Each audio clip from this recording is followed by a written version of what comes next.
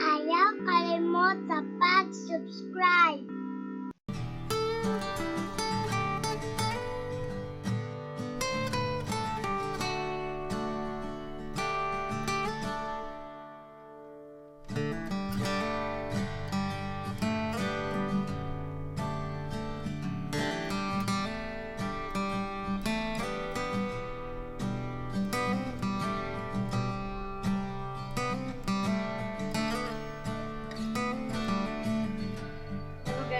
Welcome back again to my channel.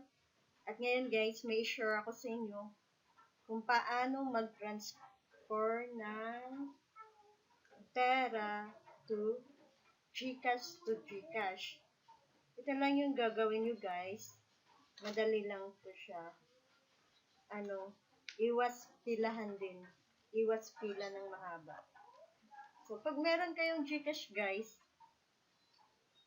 punta lang kayo ng Gcash account nyo, syempre, no? Tapos, nakita nyo yung send money. Yan ang i-click nyo. Then,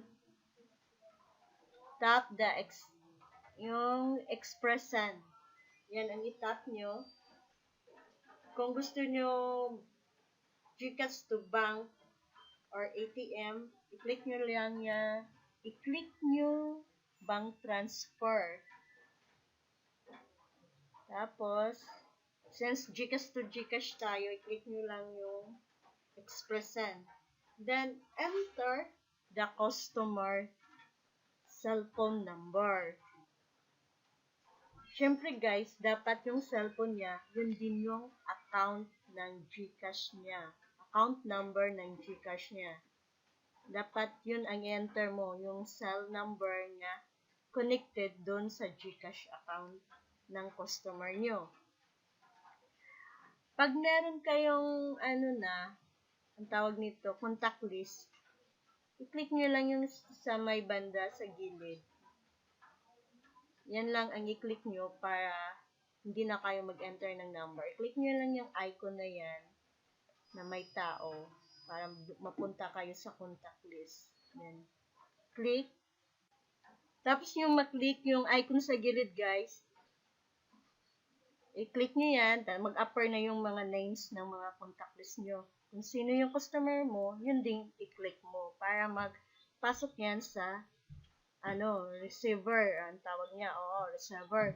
Tapos after that, dun sa amount, i-type mo yung amount, kung magkano. Then yung message naman, optional lang yan, or payment. Mag-message ka, payment, or down payment. Optional lang din yan, guys.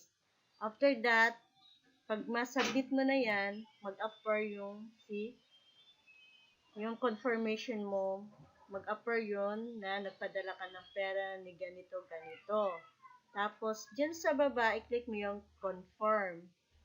After that, ma-confirm mo, yung Gcash mag-message sa'yo na may gisend ka na pera doon sa customer mo na ganito. Tsaka magbigay sila ng reference number, ganito. Tsaka yung date or time, yan. Katulad dito, successfully sent to Lourdes, ganyan. Tapos, after that, yan, mag-message na yung Gcash sa'yo na nagpadala ka ni ganito ng pera galing sa Gcash wallet mo. So, yan lang yan guys. Madali lang. Hindi ka napipila. So, I hope naintindihan nyo yung mga sinasabi ko. And thank you guys for watching. God bless us all. Stay safe and stay at home. Thank you guys.